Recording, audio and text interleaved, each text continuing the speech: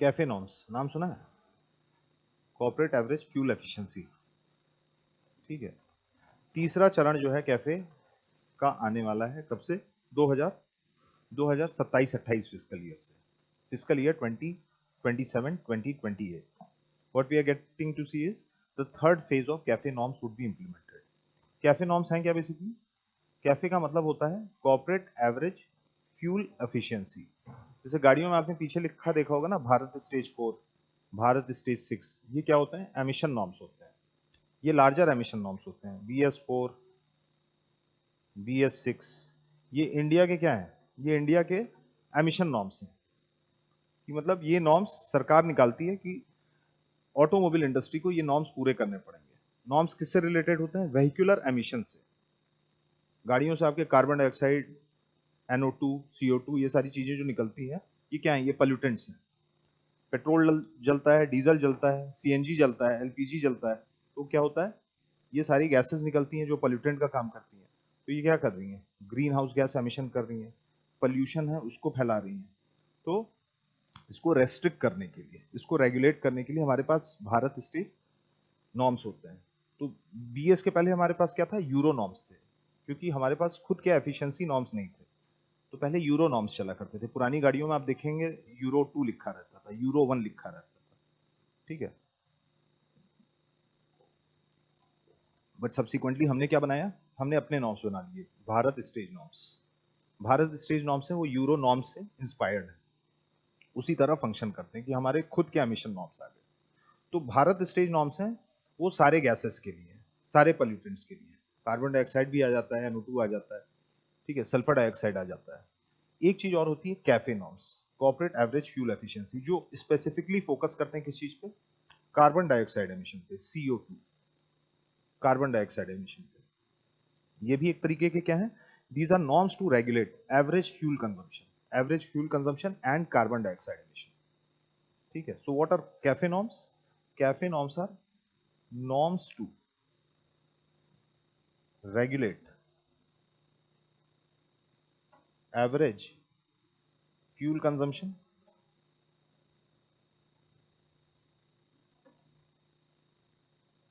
And carbon dioxide emission. एक तीर से दो शिकार। क्या क्या? आपने नॉर्म्स लगा के जो फ्यूल कंजम्पशन है वो कम कर दिया। वो कम कर दिया मतलब कितने पेट्रोल में आपकी गाड़ी 100 किलोमीटर या कितने डीजल में आपकी गाड़ी 100 किलोमीटर चल जा रही है, ये निर्धारित कर रहा है कैफे नॉर्म्स। कितनी चलनी चाहिए? कम से कम इतने तेल में, मतलब इससे ज्यादा तेल आप यूज नहीं कर सकते, इससे ज्यादा पेट्रोल या डीजल आप यूज नहीं कर सकते 100 किलोमीटर चलने में। ठीक है, तो एक ये बेंचमार्क सेट कर दिया गया। तो इससे क्या हुआ? ऑटोमोबाइल कंपनी पे प्रेशर पड़ा। मान लीजिए कंपनीज क्या कर रही थी कि 100 किलोमीटर चलाने के लिए 5 लीटर तेल कंज्यूम कर रही थी, तो एमिशन ज्यादा हो रहा है ना, एमिशन ज्यादा हो रहा है। लेकिन कैफे नॉर्म्स के माध्यम से क्या किया गया? कैफे नॉर्म से इसको रेस्ट्रिक्ट कर दिया गया कि आप 3 लीटर से ज्यादा नहीं कंज्यूम कर सकते हैं, या 4 लीटर से, मैं एग्जाम्पल दे रहा हूँ, ये नंबर्स नहीं है, लेकिन 3 या 4 लीटर से ज्यादा कंज्यूम नहीं कर रहे। तो अब ऑटोमोबाइल इंडस्ट्री पे क्या प्रेशर पड़ेगा? उन पे प्रेशर पड़ेगा ना कि वो अपनी जो एवरेज एफिशिएंसी है वो बढ़ाए, माइलेज आपकी गाड़ी की बढ़ती जाए। तो प्रति लीटर, प्रति किलोमीटर चलने के लिए अब आपको क्या करना है? जो फ्यूल है वो कम कंज्यूम करना है। आपका भी फायदा है। फायदा कैसे है? पैसे कम लग रहे हैं आपके। ठीक है, गाड़ी में पेट्रोल है वो कम कंज्यूम हो रहा है। देश को क्या फायदा है? कुमुलेटिव एग्रीगेट लेवल पे, मैक्रो लेवल पे, जो बाहर से हम तेल मंगाते हैं वो भी हमारा कम हो रहा है, तो हमारा फॉरेक्स बच रहा है। जो डॉलर्स हमारे पास RBI के वॉल्ट में पड़े हुए वो बच रहे हैं। ये हो गया इकोनॉमिक बेनिफिट्स। तो एवरेज फ्यूल कंजम्पशन, एक चीज ये फोकस हो रही है। दूसरी क्या हो रही है? कार्बन डाइऑक्साइड एमिशन, कि अब आप कम पेट्रोल में ज्यादा चल सकते हैं। यानी कम पेट्रोल जल रहा है, कम पेट्रोल जल रहा है मतलब कम कार्बन डाइऑक्साइड एमिशन भी हो रहा है, कम सल्फर डाइऑक्साइड एमिशन भी हो रहा है। तो सल्फर डाइऑक्साइड पे हमको नहीं जाना है, क्योंकि that is a realm of Bharat stage 4, Bharat stage 6। ठीक है, मतलब जो भारत स्टेज नॉर्म्स है। हम कंसर्न है किससे? कैफे नॉर्म्स से। तो कैफे नॉर्म्स क्या हो गया, समझ में आ गया आपको? कि these are government norms to regulate average fuel consumption, एक चीज। दूसरा है कार्बन डाइऑक्साइड एमिशन। किन किन गाड़ियों पे लगता है ये? सब पे, मतलब 2 4 तो लगता ही लगता है, मतलब ये पेट्रोल की गाड़ियों पे भी लगता है, साथ ही साथ डीजल पे भी लगता है, CNG पे भी लगता है, एलपीजी पे भी लगता है। और कौन सी आई हैं गाड़ियां तो अभी हाल के सालों में? ईवी आई हैं और हाइब्रिड आई हैं। हाइब्रिड मतलब जो पेट्रोल पे भी चलती हैं और पेट्रोल उस पे भी चलती हैं, बैटरी पे भी चलती हैं। एक तो हो गई ईवी, एक गाड़ियां होती हैं पूरी पूरी इलेक्ट्रिक व्हीकल, आप चार्ज करिए चलाइए, पेट्रोल का कोई वास्ता नहीं है। दूसरा क्या है? IC engine, internal combustion engine, जो अभी तक अमूमन हमको गाड़ियां देखने को मिलती थी, पेट्रोल डीजल भरा भरा के चलते थे, उसमें भी बैटरी लगती है, लेकिन बैटरी किस लिए लगती है? बस इग्निशन के स्टार्ट के लिए, स्टार्ट ऑफ करने के लिए। ठीक है। बीच में अब आ गई है हाइब्रिड व्हीकल। हाइब्रिड जैसे टोयोटा कैमरी है या इनोवा हाई क्रॉस है, ये हाइब्रिड व्हीकल है। इसमें क्या होता है? इसमें आईसी इंजन भी होता है, इसमें ईवी का भी कंपोनेंट होता है। ईवी मतलब पार्टली आपकी गाड़ी जो है वो पेट्रोल पे चल रही है स्टार्ट और एक्सलरेशन के समय, लेकिन एक स्टेबल स्पीड पे आप आ गए तो बहुत बड़ी बैटरी लगी रहती है, लेकिन ईवी से छोटी बैटरी लगी रहती है हाइब्रिड व्हीकल्स में। तो बीच का जो प्रोपल्शन है वो आता है बैटरी से। तो दीज आर हाइब्रिड व्हीकल्स। ठीक है। तो ये सारे गाड़ियां हैं जिन पे कैफे नॉर्म्स लागू होंगे। कैफे नॉर्म्स आए थे कब? कैफे नॉर्म्स चूंकि हम एनडीसी के सिग्नेटरी, मतलब पेरिस एग्रीमेंट के सिग्नेटरी, हमारा खुद का एनडीसी है, हमने कमिट कर रखा है कि हमको रेन्यूएबल एनर्जी का जो सोर्स है वो बढ़ाते जाना है। किसमें? अपने टोटल एनर्जी मिक्स में। यानी हमको ज्यादा से ज्यादा रेन्यूएबल एनर्जी की ओर मूव करना है। हमको कार्बन न्यूट्रल भी होना है। कब तक?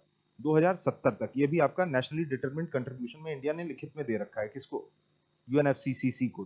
तो हम क्या है? हम कमिटेड हैं किस ओर? कार्बन डाइऑक्साइड एमिशन कम करने के लिए। इसीलिए आपको क्या देखने को मिल रहा है? हम इतनी तेजी से कोल बेस्ड पावर से किधर जा रहे हैं?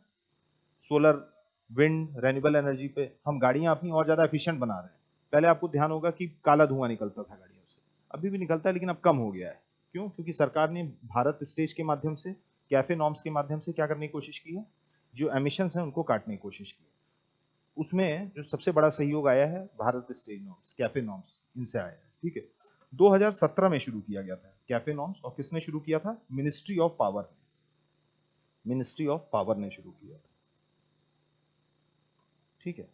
Under ECA, environment conservation act, under environment conservation act.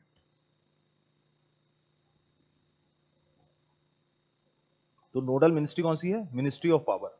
और इंप्लीमेंटिंग एजेंसी जो है वो कौन सी है? ये तो मंत्रालय हो गया। ठीक है। इंप्लीमेंटिंग एजेंसी जो है वो है BEE। BEE क्या है? Bureau of energy efficiency. Bureau of energy efficiency cafe norms तय करेगी अंडर मिनिस्ट्री ऑफ पावर। और किस एक्ट के तहत? Under environment conservation act. Environment conservation act, ECA। तो तीन चीजें हो गई। एक्ट है ECA, मंत्रालय कौन सा है? Ministry of power. और जो इंप्लीमेंटिंग एजेंसी है वो है bureau of energy efficiency. BE और क्या काम करती है? एक तो कैफे नॉर्म्स लगाई, फिर आपने अपने एसीज में, रेफ्रिजरेटर्स में देखा है ना, 3 स्टार, 4 स्टार, 5 स्टार। तो ये क्या बताता है? इलेक्ट्रिसिटी कंजम्पशन के बारे में बताता है। ये सारी भी चीजें कौन तय करता है? BEE तय करती है, ब्यूरो ऑफ एनर्जी एफिशिएंसी। तो 2017 में इसको शुरू किया गया था। इसके दो चरण आ चुके हैं, दो फेजेज आ चुके हैं। एक है वो आपका 2017 में शुरू हो रहा है, 17-18 वाले फिजिकल ईयर में चल रहा है, 5 साल चल रहा है, एंड हो जा रहा है। फिर दूसरा चरण शुरू हो रहा है कब? 2022-23 वाले फिजिकल। ये एंड करेगा कब? ये एंड करेगा आपका 2027 फिजिकल में। तो तीसरा जो चरण शुरू होगा वो होगा आपका, तीसरा जो फेज है वो आपका 2027-28 में शुरू होगा। अभी जुलाई के महीने में हमको क्या देखने को मिला? सरकार ने नोटिफाई कर दिया है। सरकार ने नोटिफाई कर दिया है। और अभी न्यूज क्या बनी है, इंडियन एक्सप्रेस, हिंदू दोनों में है ये न्यूज, कि जो थर्ड फेज है कैफे नॉर्म्स का, वो 2027 से लागू हो जाएगा। Third phase of cafe norms would be applicable from 2027। ठीक है। अब कंट्रोवर्सी क्या हुई है, क्या इश्यू हुए? इश्यू ये हुआ है कि जो तीसरा चरण है, थर्ड फेज, जो चलना है कब से कब तक? 2027-28 वाले फिजिकल से 2032 तक चलना है, 2032-33 वाले फिजिकल। ठीक है। इसमें जो नॉर्म्स हैं वो और ज्यादा स्ट्रिक्ट कर दिए गए। नॉर्म्स स्ट्रिक्ट कर दिए गए। ठीक है। ऑब्वियस सी बात है, एमिशन हम काटते जा रहे हैं ना, एमिशन हम काटते जा रहे हैं। तो हमने क्या कहा था? हमने ये बात की थी कि पर पर किलोमीटर पर किलोमीटर या पर 100 किलोमीटर जो हमको एमिशंस हैं वो क्या करने हैं, वो कम करते जाने हैं। तो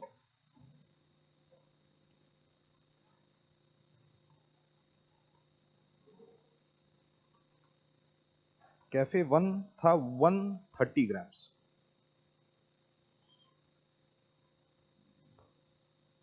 130 ग्राम पर किलोमीटर। जब कैफे 1 आया था, कब आया था? 2017 में। तो मतलब सरकार ने, मिनिस्ट्री ऑफ पावर ने ये कहा था कि अब 1 किलोमीटर चलने के लिए आप 130 ग्राम से ज्यादा कार्बन डाइऑक्साइड एमिट नहीं कर सकते। जो दूसरा फेज आया तो हम उसमें इंप्रूव करेंगे, हम और अपने इंजन को क्या करने की कोशिश करेंगे, एफिशिएंट बनाने की कोशिश करेंगे। तो ये शिफ्ट हो गया था कितना, 113 ग्राम पर किलोमीटर के आसपास। ठीक है, 113 ग्राम्स ऑफ CO2 पर किलोमीटर। अभी जो कैफे 3 नॉर्म्स जो नोटिफाई किए गए हैं अभी जुलाई में और 2027 से लागू हो जाएंगे, उसमें इसको फर्दर डिक्रीज करके कितना कर दिया गया, 91 कर दिया गया कैफे 3 नॉर्म्स।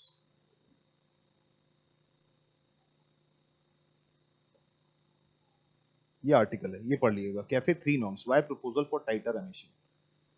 लिख लीजिए, ये पढ़िएगा, इंपॉर्टेंट है, इससे क्वेश्चन बनेगा मेंस में।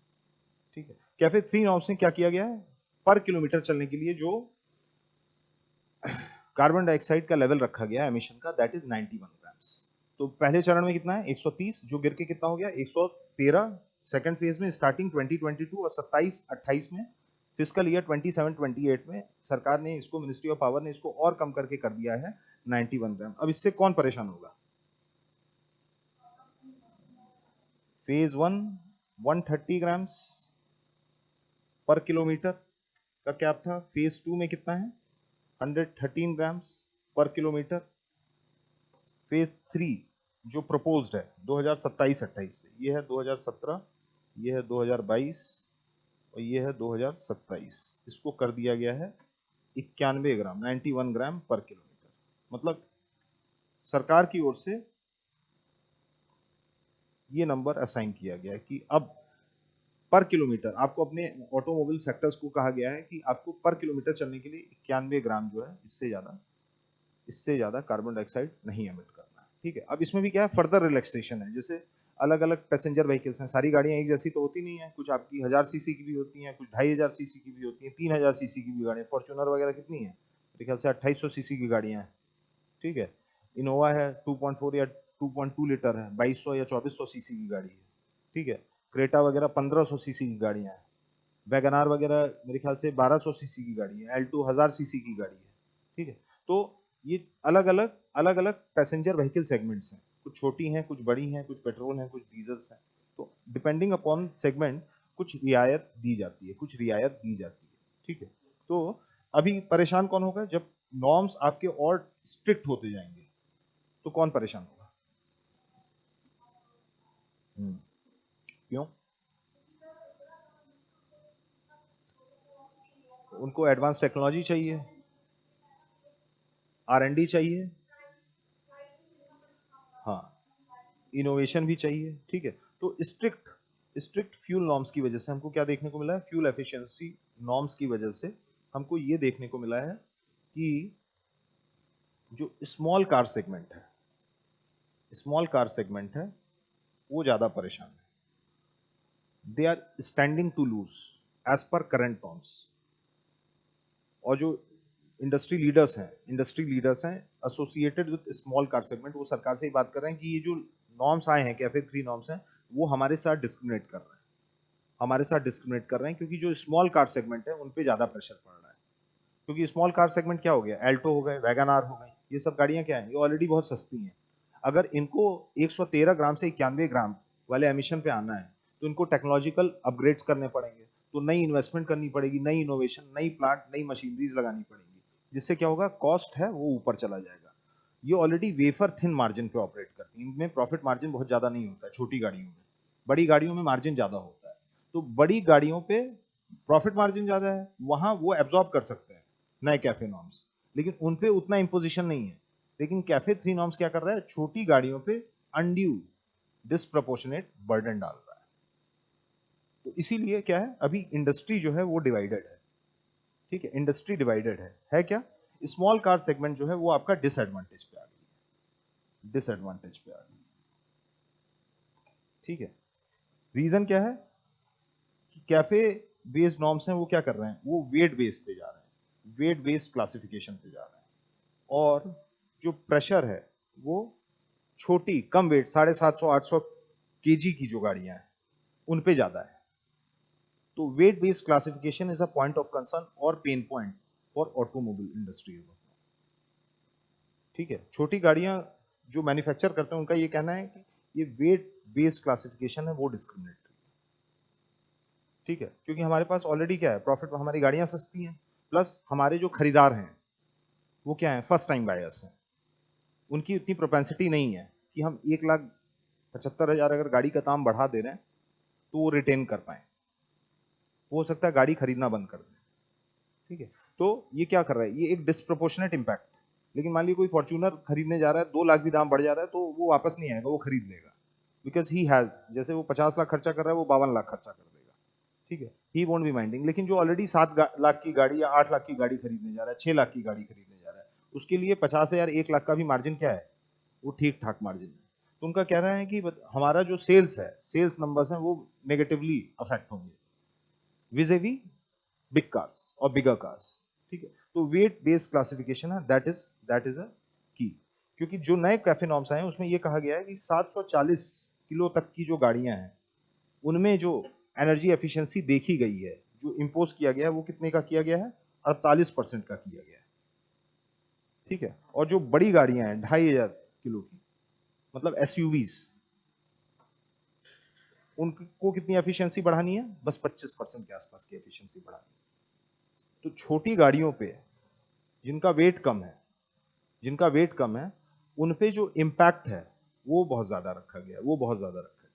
अब कैफे नॉर्म्स के फॉर्मूले वो आपको नहीं पढ़ना है, इसी आर्टिकल में आपको मिल जाएगा, लेकिन वो क्या है, टू मैथमेटिकल, उसकी जरूरत नहीं है आपको। बस जो यूपीएससी आपसे पूछ सकती है मेंस में, वो सारे कंसर्न्स पता होने चाहिए कि वेट बेस्ड क्लासिफिकेशन की वजह से स्मॉल कार सेगमेंट वाले जो मैन्युफैक्चरर हैं they are against the CAFE 3 norms. इसकी वजह से हमको एक इंडस्ट्री स्प्लिट भी देखने को मिल रहा है। इंडस्ट्री स्प्लिट मतलब जैसे मारुति कह रही है कि ये नहीं होना चाहिए, टाटा क्या कह रही है, टाटा का ये कहना है कि हम सेफ्टी अपनी नहीं कॉम्प्रोमाइज कर सकते हैं, हम अपनी सेफ्टी है वो कॉम्प्रोमाइज नहीं कर सकते हैं फ्यूल एफिशिएंसी की वजह से। फ्यूल एफिशिएंसी कब होगी, फ्यूल एफिशिएंसी कब होगी, जब आपकी गाड़ियां हल्की होती जाएंगी, आप दरवाजे हल्के करते जाएंगे, जो आगे हुड होता है उसको हल्का, तो बॉडी वेट कम होगा, तो ये क्या होगा, सेफ्टी भी कॉम्प्रोमाइज होगी। ठीक है, तो दीज आर सर्टेन कंसर्न्स। और क्या कंसर्न्स हैं इसके, व्हाट आर चैलेंजेस और कंसर्न्स एसोसिएटेड।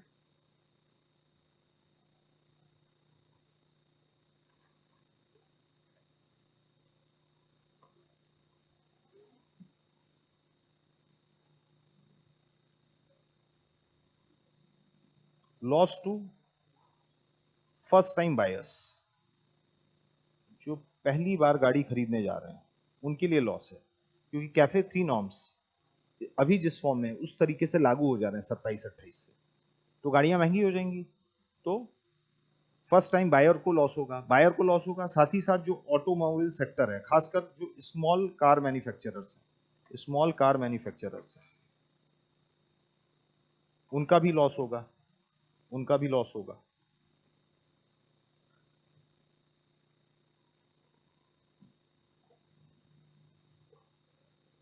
गवर्नमेंट की कोशिश क्या रहनी चाहिए, जिस तरह इंडिया की पॉपुलेशन है, जिस तरह शहरों का कंजेशन है, लोग बड़ी गाड़ी की ओर मूव करें कि छोटी गाड़ी की ओर। सबसे पहले तो मतलब वो पब्लिक ट्रांसपोर्ट की ओर मूव करें, लेकिन गाड़ियों की ओर भी मूव कर रहे हैं, तो किस गाड़ी की ओर मूव करें, छोटी गाड़ियों की ओर। क्योंकि क्या है, इंडिया जो है वो क्या है, अब एस्पायरिंग इंडिया है, अब गाड़ियां और तेजी से डेमोक्रेटाइज होती जाएंगी, और तेजी से डेमोक्रेटाइज। जैसे पहले क्या था, प्लम्बर इलेक्ट्रिशियन साइकिल पे चलते थे, फिर वो किस पे आए, मोटरसाइकिल्स पे आए। अब क्या है, अब ट्रांजिशन कर रहे हैं, अर्निंग बढ़ रही है एवरेज इंडियन की, तो they would transition to cars in near future, तो नंबर ऑफ कार्स जो है वो बढ़ती जाएंगी हमारे सड़कों पे।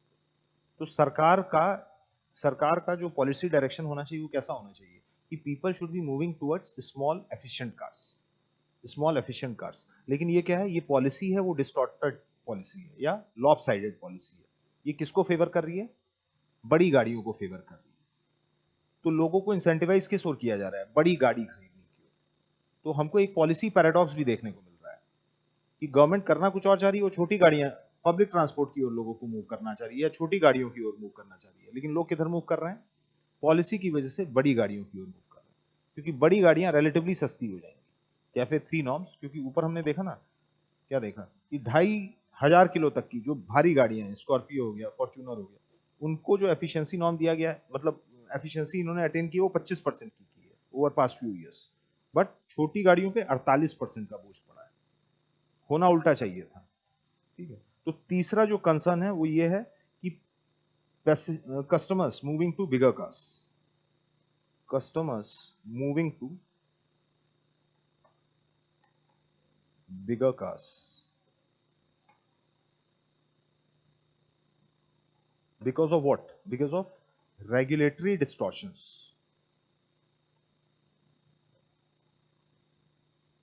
Because of regulatory distortion.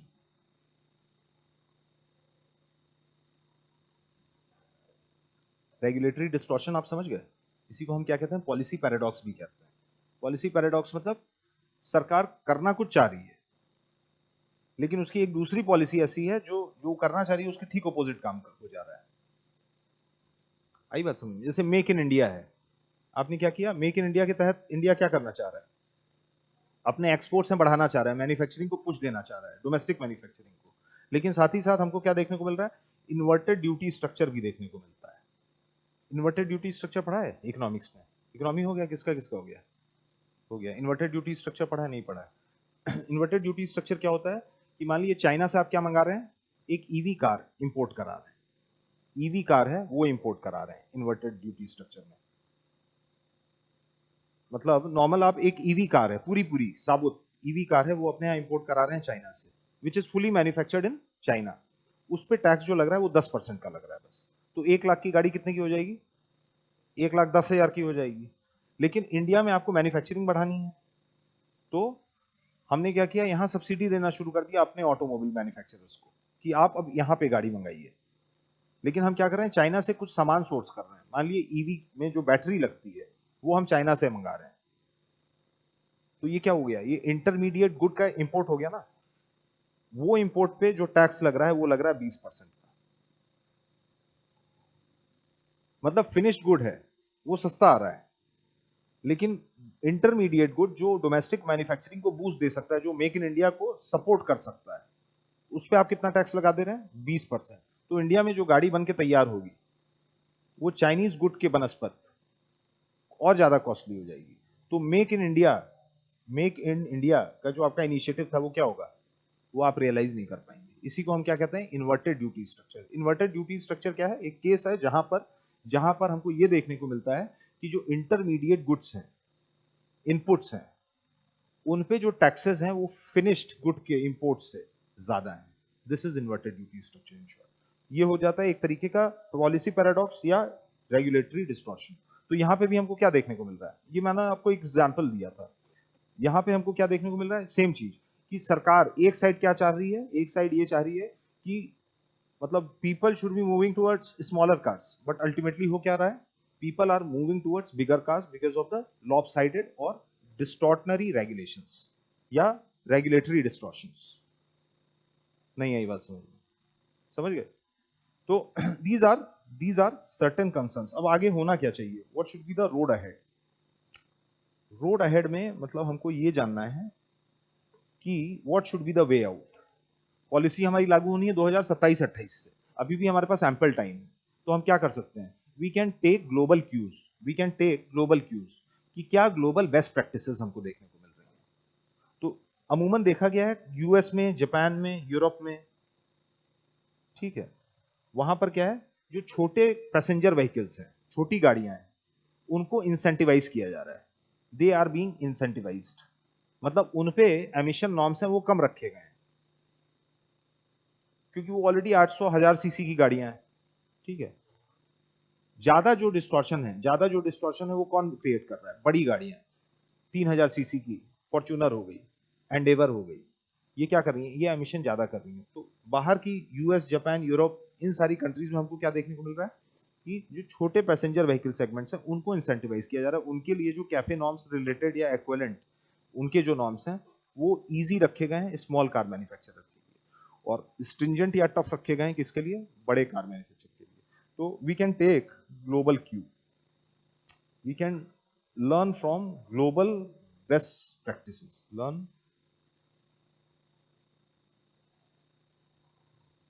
from global best practices। हमारे पास ऑलरेडी सक्सेसफुल टेम्पलेट हैं यूएस में, जापान में, फ्रांस में, जर्मनी में, यूरोप के और कंट्रीज में, ठीक है। तो हम क्या करें? We can learn from it, और हम क्या करें? अपने कैफे नॉर्म्स को दोबारा से रिवाइज, क्योंकि अभी भी एम्पल स्पेस, एम्पल टाइम। वहां पर क्या है? छोटे पैसेंजर व्हीकल्स को एग्जाम्प्ट कर रखा गया है ऊपर के कैप से, ठीक है। और कैप लगाई किस पे गई है? बिगर कार्स पे, स्पोर्ट्स यूटिलिटी व्हीकल, एसयूवीज जो को कहते हैं, ठीक है। दूसरी चीज क्या है? दूसरी चीज है engaging stakeholders. Engaging stakeholders, ये बहुत इंपॉर्टेंट है कि गवर्नेंस को अगर आपको मजबूत करना है, ठीक है, नई पॉलिसीज अगर लानी है, तो आप जितना ज्यादा हितधारकों को साथ के चलेंगे, ठीक है, मल्टी स्टेक होल्डर अप्रोच रखेंगे अपने पॉलिसी फॉर्मुलेशन में, इंप्लीमेंटेशन में, ठीक है, गवर्नेंस होगी वो उतनी ज्यादा वाइब्रेंट होगी, उतना आप गुड गवर्नेंस की ओर मूव करते जाएंगे। तो यहां पे स्टेक होल्डर्स कौन कौन है? यहां सिर्फ गवर्नमेंट एक स्टेक होल्डर नहीं है, यहां पे गवर्नमेंट के अलावा ऑटोमोबाइल कंपनी है, और बताइए, मतलब कोई भी कानून बनाने के पहले क्या करना चाहिए? जितने भी रेलिवेंट स्टेक होल्डर्स हैं उनकी राय लेनी चाहिए। तो ऑटो मेकर्स जो हैं वो भी एक स्टेक होल्डर है। और बताइए कौन है स्टेक होल्डर्स?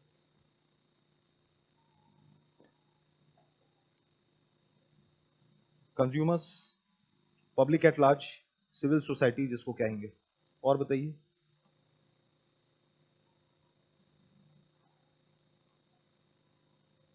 ऑयल कंपनीज नहीं हो जाएंगी? वो भी तो रेलिवेंट स्टेक होल्डर्स हैं। तो सरकार को नीजक रिएक्शन नहीं करना चाहिए, एडहॉकिज्म, पॉलिसी एडहॉकिज्म नहीं रहना चाहिए। There shouldn't be any policy adhocism. Government should try to involve every relevant stakeholder in policy formulation। तो इससे क्या होगा? इस टाइप के रेगुलेटरी डिस्टॉर्शंस, ठीक है, पॉलिसी पैराडॉक्स हमको देखने को नहीं मिलेंगे। अंत में जो पॉलिसी निकलेगी उसमें जितने भी हितधारक रहेंगे, जितने भी स्टेक होल्डर्स रहेंगे, सबकी बातें सम्मिलित रहेंगी, एवरीबडी वुड बी फैक्टर्ड इन, ठीक है। तो दो चीजें हमको देखने को मिली, एक हम ग्लोबल बेस्ट प्रैक्टिसेस हैं उससे सीख सकते हैं, और कैफे नॉर्म्स जो तीसरा चरण आ रहा है उसको अडॉप्ट कर सकते हैं उस हिसाब से, ग्लोबल बेस्ट प्रैक्टिसेस के हिसाब से। रेगुलेटरी डिस्टॉर्शंस हैं वो हम हटा सकते हैं, दूसरी चीज, ठीक है। पॉलिसी पैराडॉक्स है उसको हम रेक्टिफाई कर सकते हैं।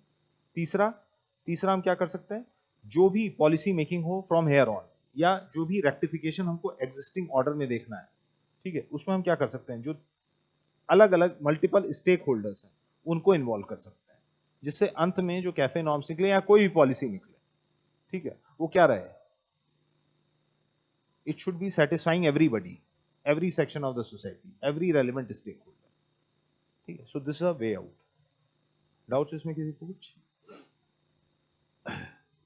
ट्रिविया है जो प्रीलिम्स में आ सकता है, कौन सी मिनिस्ट्री है, कौन सा चरण चल रहा है, ठीक है, जो पी का मिशन है वो कितना है, ये सारी चीजें हुई, और बाकी मेन सेंट्रल चीजें हमने अभी देख ली। अगला जो आर्टिकल है that is with respect to AI bubble, आज की इंडियन एक्सप्रेस में है, आर्टिफिशियल इंटेलिजेंस बबल।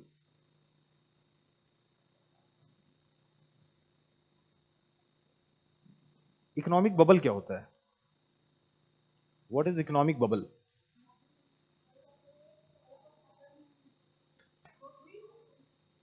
क्या बात, ठीक है, हाँ ऐसे ही हुआ है, बबल ऐसे ही बनता है, फूट जाता है, ठीक है। इकोनॉमिक बबल क्या होगा?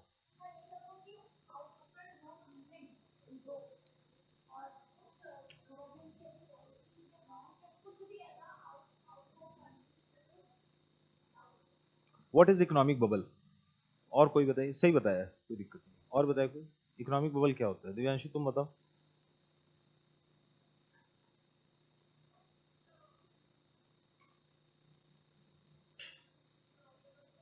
मोनिका तुम बताओ क्या है इकोनॉमिक?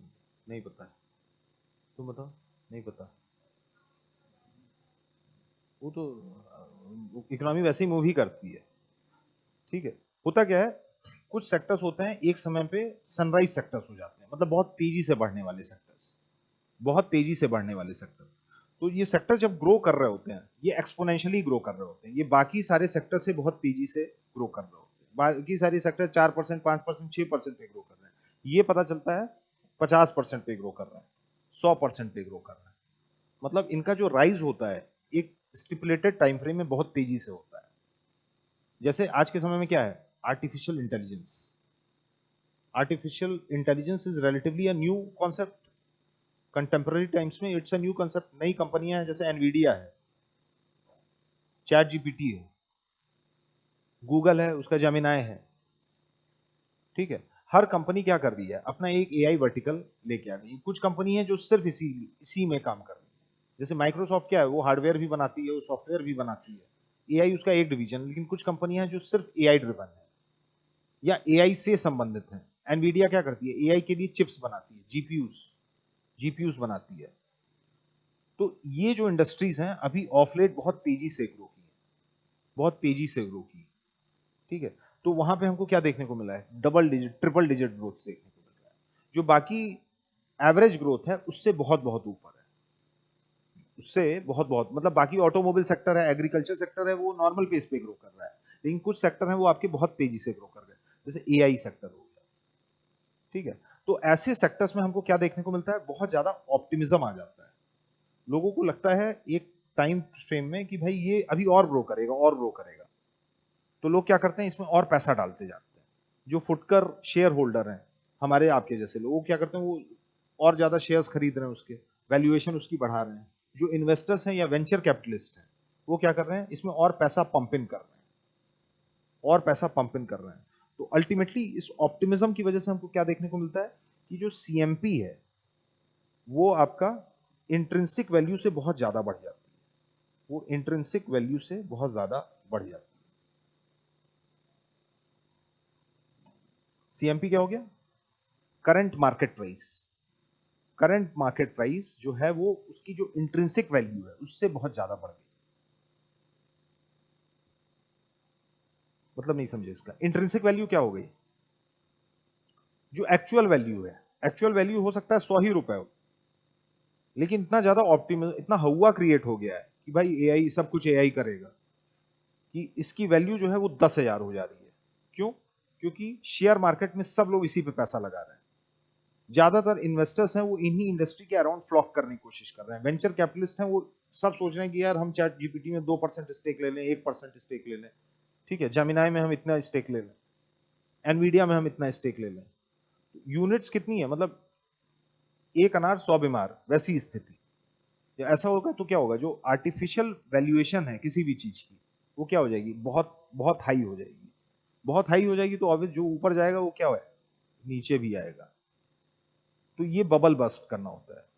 सीएमपी इतनी ज्यादा बढ़ जाती है इंट्रिंसिक वैल्यू से, इतनी ज्यादा इंट्रिंसिक वैल्यू से सीएमपी बढ़ जाती है कि एक टाइम आता है कि इसमें रेक्टिफिकेशन होता है, सुधार होता है प्राइस में। तभी आप नहीं देखते हैं सेंसेक्स बढ़ा था, बहुत तेजी से बढ़ गया था 3 क्वार्टर, फिर धड़ाम से गिर गया, क्योंकि लोगों ने पैसा डाला ऑप्टिमिज्म में। ऑप्टिमिज्म में अभी और बढ़ेगा, धनतेरस आ रहा है और पैसा डालो, ठीक है, सरकार बदली और पैसा डालो। लेकिन हो क्या रहा है, चीजें तो वही है, इंडस्ट्री उतनी ही है, सेंसेक्स वैसा ही है, सेंसेक्स लिस्टेड या निफ्टी लिस्टेड इंडस्ट्री, कोई नई इंडस्ट्री तो बहुत ज्यादा ऐड नहीं हो रही है।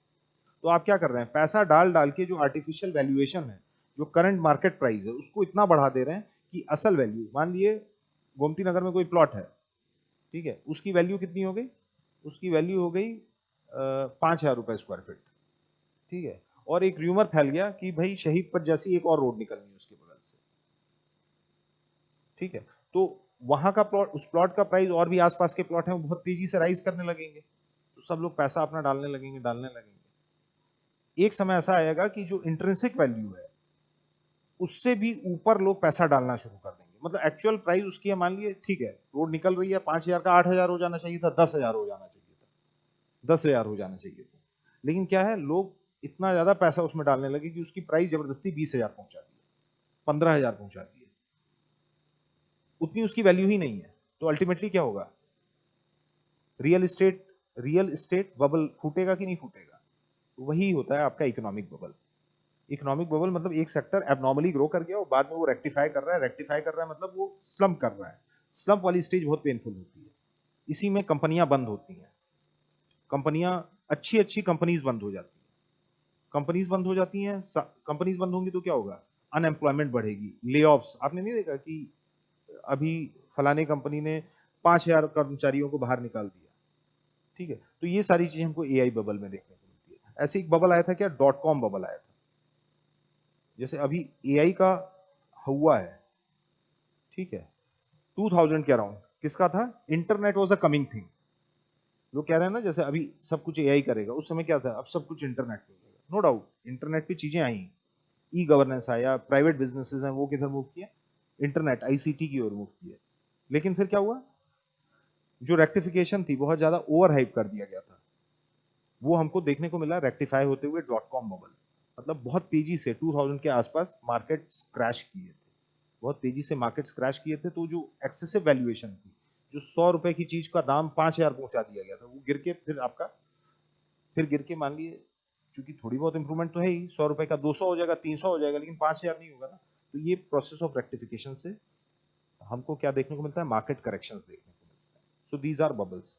तो जैसे डॉट कॉम बबल आया था, वैसे ही अब क्या बात हो रही है? अब एआई बबल की बात हो रही है कि इतना ज्यादा हला बलू क्रिएट कर दिया गया है आर्टिफिशियल इंटेलिजेंस की साथ, कि अब कई एक्सपर्ट्स क्या कहना शुरू कर दिए हैं कि soon we are going to see correction in the AI sector. ठीक है, मतलब AI bubble would bust. News कहां से शुरू हो रही है? न्यूज शुरू हो रही है कि अभी एनवीडिया ने अपना क्वार्टरली ग्रोथ निकाला है, उसमें ये निकला है कि $57 बिलियन के रेवेन्यूज हैं वो क्लॉक किए गए हैं, जो ईयर ऑन ईयर 62% राइज देखें, ईयर ऑन ईयर 62% राइज देखें। और एनवीडिया ने क्या कहा है, अगले क्वार्टर में जो हम रेवेन्यू क्लॉक करने वाले हैं वो कितना करने वाले हैं? $61 बिलियन करने वाले हैं। अब ये नंबर्स उतने इंपॉर्टेंट नहीं है। तो इससे क्या हुआ? ये एआई बबल वाली बात थी, मतलब उसको लोग काउंटर करने लगे कि ऐसा कुछ नहीं है, अभी ये मार्केट और सर्च करेगा एंड एवरीथिंग इज हंकी डोरी, एवरीथिंग इज मूविंग फाइन। ठीक है, एवरीथिंग इज मूविंग फाइन। अब एनवीडिया जो है बहुत तेजी से ग्रो की है। अभी इसी साल एनवीडिया का जो मार्केट कैप है वो $4 ट्रिलियन क्रॉस किया, और अभी $5 ट्रिलियन भी क्रॉस कर गया है। कितना? $5 ट्रिलियन। मतलब एक कंपनी का जो मार्केट कैप है वो कितना हो गया? $5 ट्रिलियन का हो गया। $1 ट्रिलियन में कितने बिलियन डॉलर होते हैं? 1,000 बिलियन होते हैं। To give you context, India की जीडीपी जो है वो कितनी है? $4 ट्रिलियन अप्रोक्स। और ये एक कंपनी का जो मार्केट कैप है वही $5 ट्रिलियन के आसपास का। ठीक है, चैट जीपीटी भी $1 ट्रिलियन की ओर मूव कर गया। अभी उसका जो करंट वैल्यूएशन है वो कितने का है चैट जीपीटी का? $750 बिलियन के आसपास का है। $750 बिलियन के आसपास का है। तो ये दो ही कंपनियां मिलके कितना हो जा रही है? रफली रफली $6.6 ट्रिलियन हो जा रही है। India, to give you a context, India जो 30 मतलब चौथी सबसे बड़ी अर्थव्यवस्था है, उसका जो जीडीपी है, साइज है, वो कितना है? $4 ट्रिलियन। और ये जो सर्ज हमको देखने को मिला है वो एबनॉर्मल सर्ज देखने को मिला है। क्यों? क्योंकि एनवीडिया जो है आपका वो पिछले तीन साल में कितना ग्रो की है? 1200% ग्रो की है, 1200% ग्रो की है। ठीक है, और इस साल हमको एक मार्जिनल करेक्शन देखने को मिला 8%। ठीक है, अब आप नेस्डेक देख लीजिए।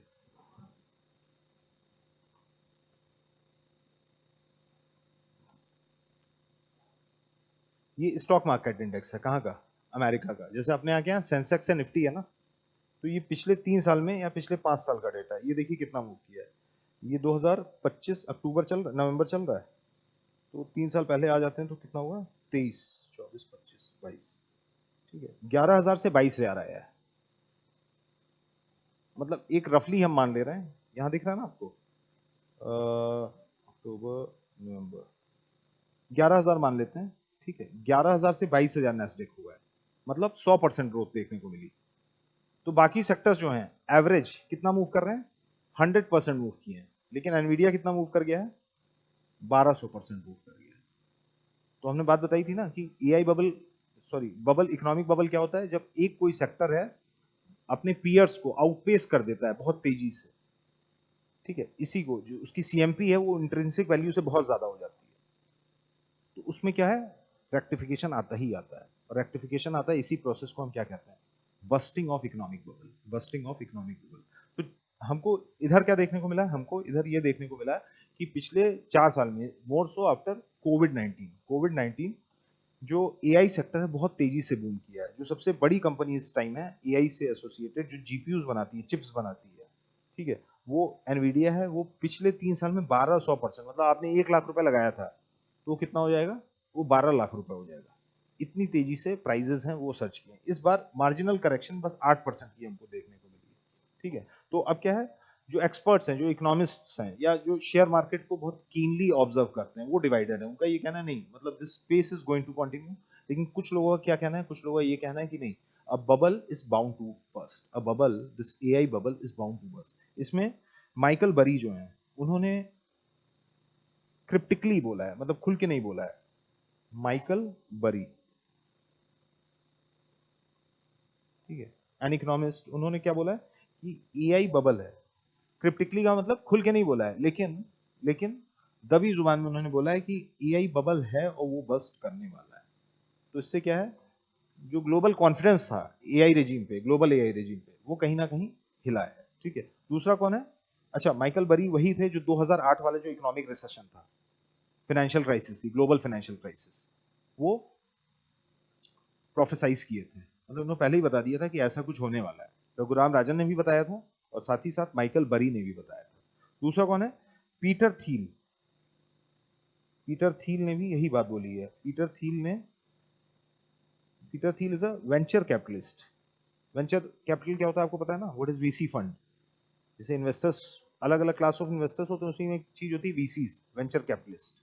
तो पीटर थील क्या है, ये वेंचर कैपिटलिस्ट हैं जो अलग अलग बिजनेसेस में इन्वेस्टमेंट डालते हैं, उनको गाइडेंस देते हैं कि बिजनेस आप कैसे बढ़ा रखें। इन्होंने क्या किया, अभी एनवीडिया में अपना जितना भी स्टेक था उसको ऑफलोड कर दिया, बेच के निकल गए, उसको बेच के निकल गए। तो ये सब क्या बता रहा है कि जो इन्वेस्टर्स, कुछ जो बहुत मैच्योर्ड सीजनड इन्वेस्टर्स हैं, उनका जो कॉन्फिडेंस है अब वो धीरे धीरे आपका कम हो रहा है। इवन जो सॉफ्ट बैंक है, soft bank Japanese investment firm है जो ग्लोबली अलग अलग वेंचर्स में ठीक ठाक पैसा डालती है, वो भी क्या किया, वो भी अपने स्टेक से ऑफलोड कर दिया। किसमें, एनवीडिया में, जो सबसे बड़ी एआई रिलेटेड इंडस्ट्री है इस टाइम ग्लोबली, ठीक है। इवन सुंदर पिचई ने क्या बोला है, सुंदर पिचई कौन है पता है, कोई सुंदर पिचई, गूगल अल्फाबेट के सीईओ हैं। उन्होंने भी ये बात बोली है कि जो एआई है, मतलब दैट इज एक्स्ट्राऑर्डिनरी, मतलब and it's a extraordinary moment for AI as well, ठीक है, एंड इट्स डूइंग वंडर्स, मतलब अच्छा काम कर रहा है, अलग अलग रेल में अच्छा काम कर रहा है। लेकिन जो अभी इसकी वैल्यूएशन, इन कंपनीज की जो वैल्यूएशन हमको देखने को मिल रही है, दैट इज नॉट रैशनल। मतलब सुंदर पिचई का कहना है कि जो एआई कंपनीज की वैल्यूएशन है दैट इज वेरी इरैशनल, ठीक है।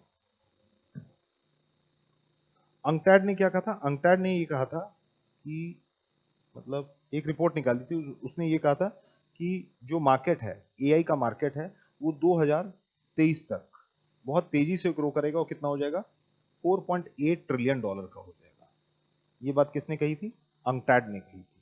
लेकिन हमको देखने को क्या मिल रहा है, एक सिंगल कंपनी वही मार्केट कैप है 2025 में कितना कर दे रही है, 5 ट्रिलियन डॉलर कर दे रही है। तो अंकटैड ने जो प्रोफेसी की थी वो क्या की थी, वो इस आधार पे की थी कि इंट्रिंसिक वैल्यू के आसपास करंट मार्केट प्राइस रहेगा। लेकिन हमको क्या देखने को मिल रहा है, हमको ये देखने को मिल रहा है कि एक्सपोनेंशियली वैल्यूएशन जो है वो बढ़ गई है, ठीक है। तो ये सारी चीज किस ओर इशारा कर रही है, सारी चीज, ये जितनी सारी चीजें जो हमने डिस्कस किया, सॉफ्ट बैंक हो गया, या आपका पीटर थील हो गया, माइकल बरी हो गए, सुंदर पिचाई ने जो बात बोली है, उससे हमको ये पता चल रहा है कि जो मार्केट प्राइस है as of now of AI company shares stocks, वो क्या है, वो अभी रैशनल नहीं है, इरैशनल है, and that is bound to bust, that is bound to bust, ठीक है। इसका असर क्या होगा, हमको एक और इकोनॉमिक रिसेशन देखने को मिल, अगर ऐसा हो जा रहा है तो हमको एक और इकोनॉमिक रिसेशन देखने को मिलेगा। And this would be deeper. Why deeper? क्योंकि अब अलग अलग बिजनेसेस हैं वो एआई पे, चाहे एजुकेशन सेक्टर हो, हेल्थ केयर सेक्टर हो, स्पेस सेक्टर हो, ठीक है, इवन मेडिसिन है, मेडिसिन में भी आर्टिफिशियल इंटेलिजेंस का यूज जो है वो हमको देख, क्योंकि सारी इकोनॉमीज क्या होती है, इंटरकनेक्टेड। ग्लोबल फाइनेंशियल क्राइसिस आई थी तो वो क्यों आई थी? रियल एस्टेट की वजह से आई थी। रियल एस्टेट से किधर ट्रांसमिट हुई थी? बैंकिंग सेक्टर में। बैंकिंग सेक्टर को हिट की, जो सबसे बड़े बैंकों में से एक लीमैन ब्रदर्स, वो आपका कोलैप्स कर गया था। तो जो एनालिस्ट हैं, कुछ इकोनॉमिस्ट हैं, उनका ये कहना है कि जब एआई बबल बर्स्ट करेगा तो this would bring havoc, this would bring havoc to global economic order.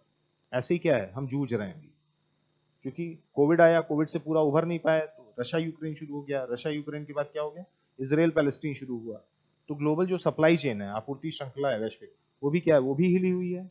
ठीक है, दुनिया है वो क्या क्या है, वो ग्लोबलाइजेशन से रिट्रीट कर रही है। वैश्वीकरण जो फैला था अब क्या है, फिर से सिकुड़ रहा है। तीसरी चीज हमको क्या देखने को मिली है, ट्रम्प जैसे लोग आ गए हैं, तो टैरिफ वॉर जैसी चीजें भी देखने को मिल रही है, चाइना का असर्टिवनेस है वो भी देखने को मिल रहा है।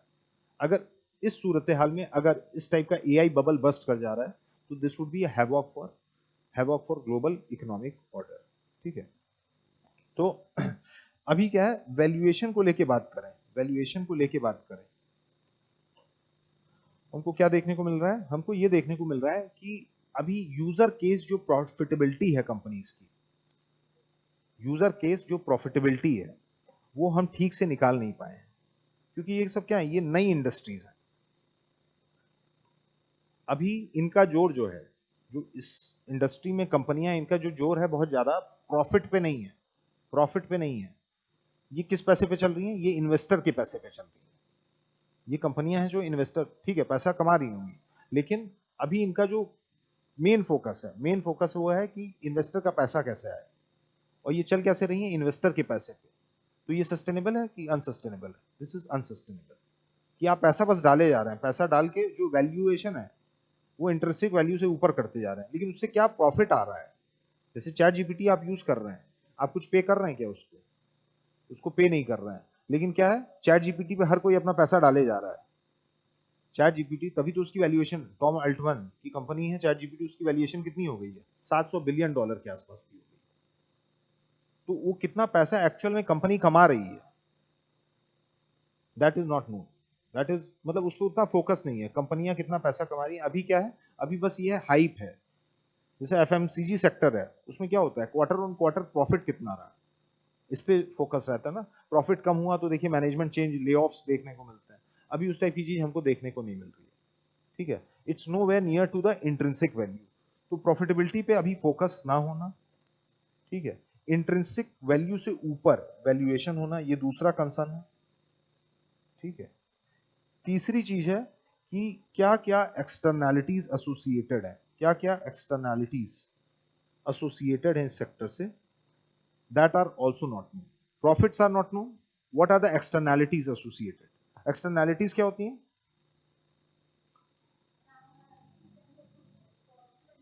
हाँ, एक्सटर्नैलिटी क्या होती है, व्हाट इज एक्सटर्नैलिटी? एक्सटर्नैलिटी वो होती है जो अप्रत्यक्ष अप्रत्यक्ष तौर पे किसी चीज को इंपैक्ट करे, कोई इकोनॉमिक एक्टिविटी जो अप्रत्यक्ष तौर पे किसी चीज को इंपैक्ट करे, इसको हम कहते हैं एक्सटर्नैलिटी। जैसे बोकारो स्टील प्लांट है, उसका मेजर उसका मेजर ऑब्जेक्टिव क्या रहा होगा जब बना होगा, स्टील बनाना और पैसे बनाना। लेकिन बोकारो स्टील प्लांट बना तो उससे क्या हुआ, एक नया शहर भी बन गया। ठीक है, शहर बना तो अच्छे स्कूल्स आए, अच्छे स्कूल्स आए, अच्छे हॉस्पिटल्स आए, पढ़े लिखे लोग आए। ठीक है, तो ये सब क्या हुआ, ये पॉजिटिव स्पिल ओवर्स हैं वो क्रिएट हुए। ठीक है, जो बोकारो स्टील प्लांट है वो इसलिए नहीं शुरू हुआ कि हमको अच्छे स्कूल्स शुरू करने हैं, लेकिन स्टील प्लांट आया तो हमको एक एक्सटर्नैलिटी देखने को मिली कि उसकी वजह से एक स्कूल भी तैयार हो गया बहुत अच्छा, या 4 स्कूल अच्छे। तो ये होता है एक्सटर्नैलिटीज। एक्सटर्नैलिटीज दोनों तरीके की हो सकती हैं, पॉजिटिव भी नेगेटिव भी। पॉजिटिव मतलब वो जिनका पॉजिटिव कॉनोटेशन हो, जो समाज में सुधार कर रही हैं, और नेगेटिव एक्सटर्नैलिटीज क्या हो जाती हैं, जो नुकसान करती हैं समाज को, पर्यावरण को, जो नुकसान पहुंचाती हैं।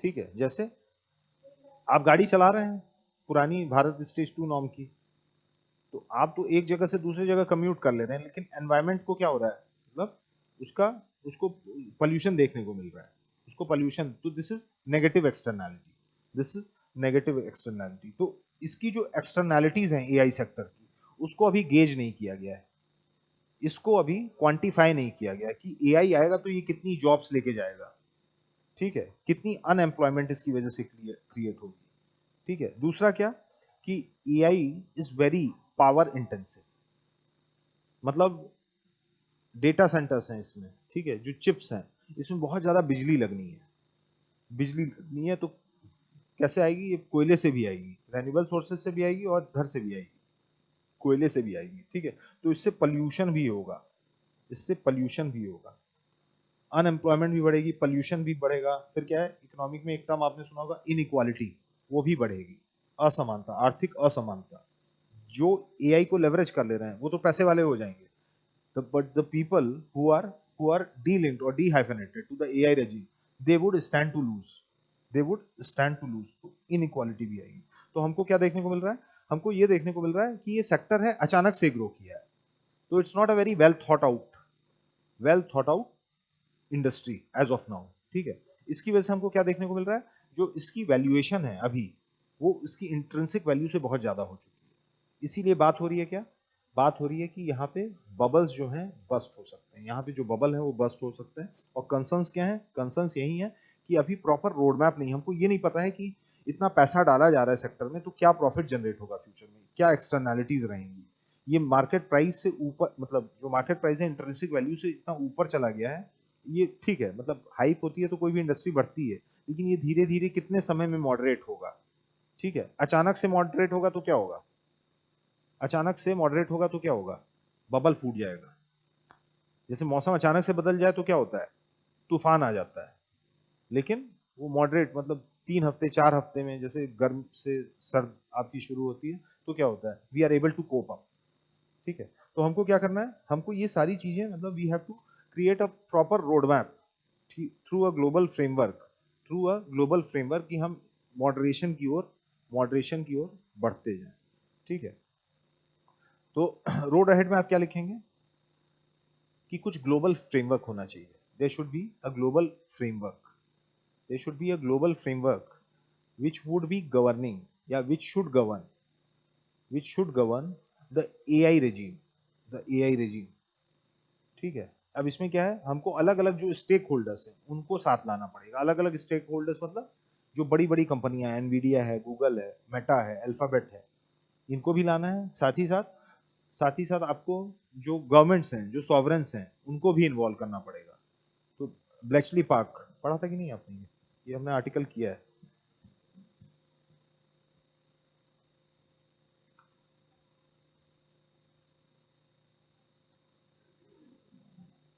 Bletchley Park Declaration is a global agreement signed by 28 countries and European Union at the first AI Safety Summit in November 2023.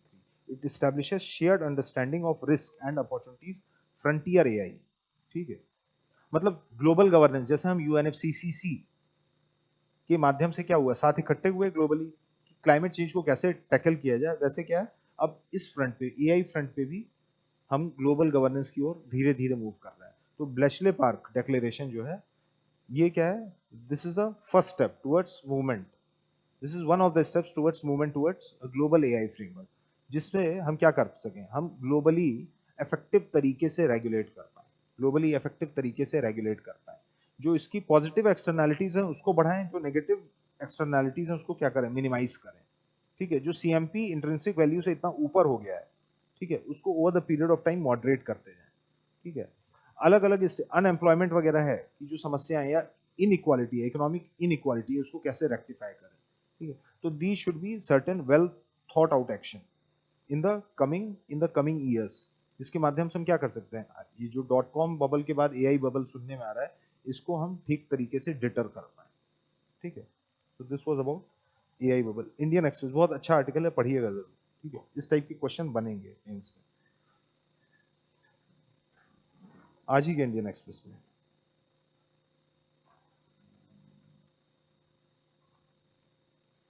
मैं दिखा दे रहा हूँ आपको कौन सा।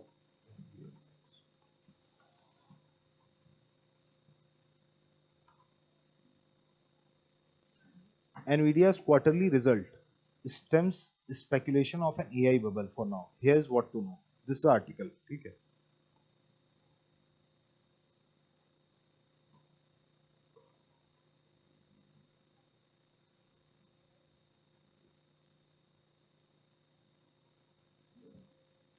इसमें ब्लेचले पार्क डिक्लेरेशन है, इसके बारे में पढ़ लीजिएगा.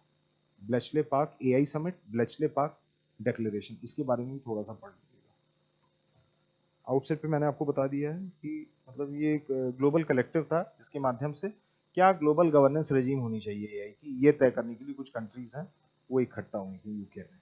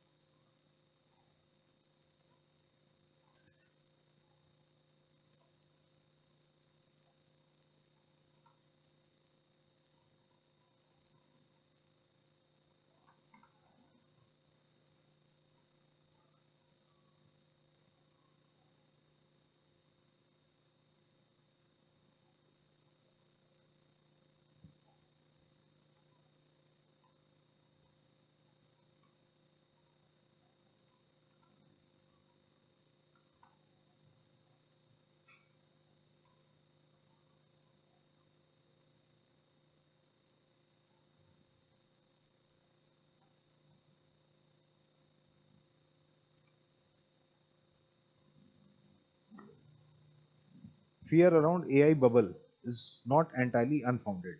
Discuss what initiatives should be taken to avert the bubble burst.